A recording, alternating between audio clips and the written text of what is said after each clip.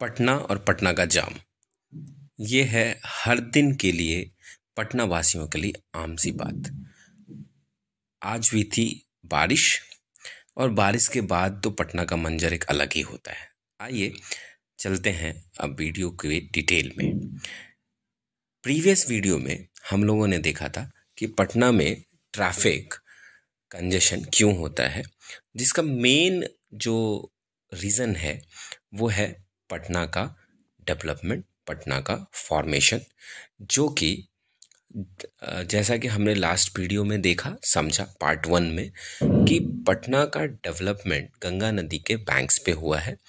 ये मोस्टली अंग्रेज़ों द्वारा एडमिनिस्ट्रेटिव डेवलपमेंट्स का ही प्रारूप है, जिसकी वजह से पटना में रोड्स मेनली बेली रोड का बनाया जाना, then tailor road, boarding road का बनाया जाना, देन रेलवेज बनाया जाना, देन ढेर सारे कॉलेजेस का बनाया जाना, मेडिकल कॉलेजेस का बनाया जाना, ये सब संभव हुआ।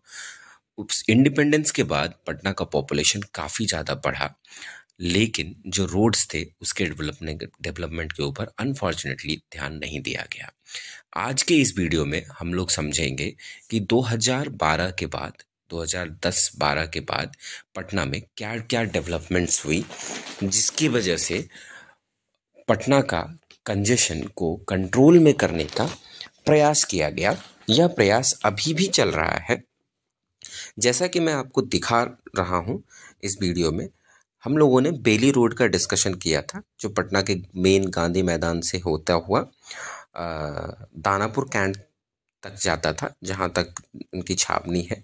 और फिर मैं इस वीडियो में अभी ये दिखाने की कोशिश कर रहा हूँ कि अशोक राजपथ कितना कंजस्टेड है। अब अगर हम लोग आगे बढ़ते हैं इसी वीडियो में, तो अब क्या क्या स्टेप्स उठाए गए पटना अथॉरिटीज़, स्टेट गवर्नमेंट और सेंट्रल गवर्नमेंट के द्वारा। जो पहला स्टेप था वो था बेली रोड का चौड़ीकरण किया जाना। बेली रोड को एलिवेटेड बनाया गया। बेली रोड को और ये एक बहुत गौरव की बात है कि 4 लेन के बेली रोड को जो है महाराणा प्रताप फ्लाईओवर उसका भी नाम है, वह सिंगल पेयर पर खड़ा है, पाइल कैप पे खड़ा है और उसमें 6 पाइल्स हैं। अगर आगे बढ़ें तो नीचे के उसके सर्विस रोड्स को properly bitumen BC black top किया हुआ है, और वो भी 4 लेन का ही है, 2 लेन लेफ्ट 2 लेन राइट। इससे जो मेन बेली रोड के ऊपर ट्रैफिक लगती थी, जो पटना के लिए एक ट्रैफिक का बहुत ही बड़ा कंजेशन जोन था, उसको क्लियर किया गया। अभी भी वहाँ ट्रैफिक होती है, बट उस कंजेशन को काफ़ी तरीके से प्रभाव से कंट्रोल कर लिया गया है।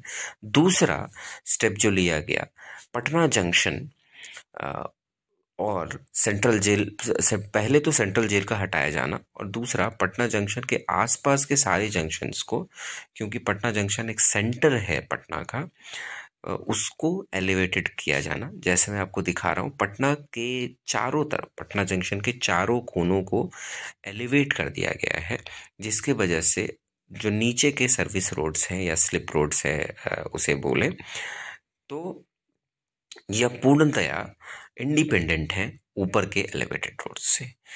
इसलिए अगर पटना जंक्शन किसी को जाना है तो वो नीचे के सर्विस रोड से जा सकते हैं, और अगर इन्हें किसी को पटना जंक्शन नहीं जाना है और वो सीधा आगे की तरफ निकलना चाहते हैं, अगर इनकम टैक्स की तरफ जाना चाहते हैं या फिर करबगैया होते हुए चिरैयाटा फ्लाईओवर लेते हुए आगे जाना चाहते हैं एयरपोर्ट की तरफ, तो वो डायरेक्टली जा सकते हैं। सो ये स्टेप्स उठाए गए। इसके बाद की सब्सिक्वेंट स्टेप्स जो हैं वो है आगे बढ़ते हुए, अभी मैं आपको एक पटना जंक्शन का भी दिखा रहा हूँ व्यू।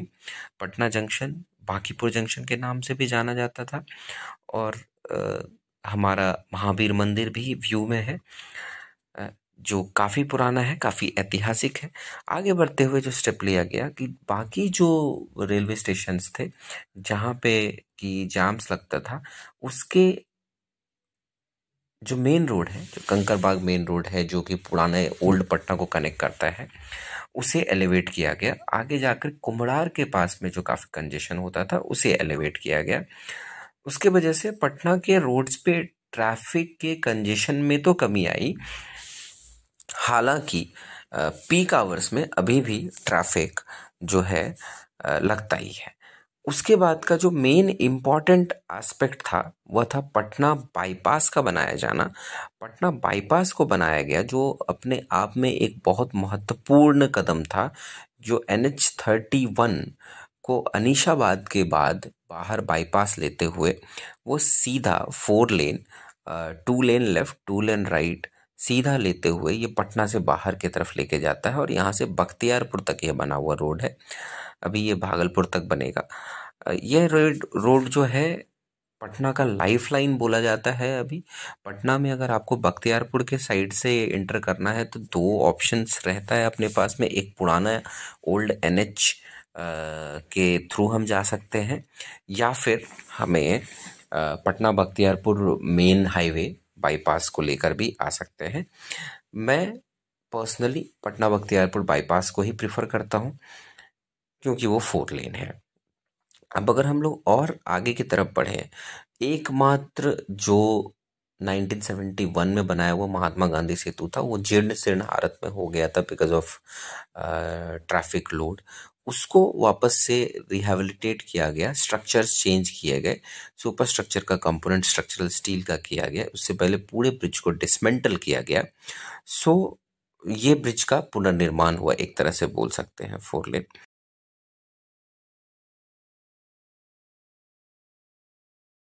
जैसा कि हमने इस वीडियो में कई बार कहा है, पटना का इतिहास बहुत ही गौरवशाली रहा है, लेकिन जो पटना के डेवलपमेंट के लिए अर्बनाइजेशन का प्रॉपर प्लानिंग होनी चाहिए, वहाँ पे कहीं ना कहीं भूल हुई और अर्बनाइजेशन ऑफ पटना वो प्रॉपर नहीं हुआ। सो इसे भी ध्यान में रखते हुए अभी गवर्नमेंट के द्वारा अभी रोड कंस्ट्रक्शन डिपार्टमेंट पथ निर्माण द्वारा काफ़ी सारे स्टेप्स लिए गए हैं, काफ़ी सारे स्टेप्स फर्दर लिए जा रहे हैं। उसमें से पहला और बहुत ही क्रूशियल स्टेप है गंगा पथ का बनाया जाना, और उसी कड़ी में जुड़ता है अटल पथ का बनाया जाना, उसी कड़ी में जुड़ता है एम्स दीघा एलिवेटेड रोड का बनाया जाना। मैं नेक्स्ट वीडियो में उसके ऊपर फोकस करूंगा और उसी में आपको बताऊंगा कि पटना के ट्रैफिक को कैसे सिटी से बाहर रिरूट किया जा रहा है और क्या कुछ प्रयास किए जा रहे हैं कि पटना के मेन सिटी के ट्रैफिक को डाइवर्ट किया जाए। आशा है आपको यह वीडियो पसंद आई। इस वीडियो में 2 और पार्ट आएंगे, पार्ट 3 और part 4। Part 3 significant development in Patna की बात करेंगे और part 4 upcoming projects of Patna की बात करेंगे। सो हमारा रिक्वेस्ट रहेगा कि अगर आपको ये वीडियोस पसंद आ रही हो, सीरीज़ वीडियोस, कृपया चैनल को सब्सक्राइब करें, शेयर करें और लाइक करें, जिससे हमें मोटिवेशन मिलता रहे आप तक इस बातों को पहुंचाने का।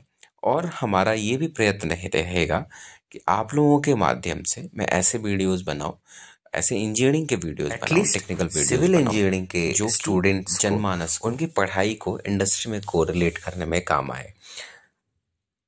आशा है आपको ये वीडियो का पर्याय अच्छा लग रहा होगा, कंटेंट अच्छी लग रही होगी।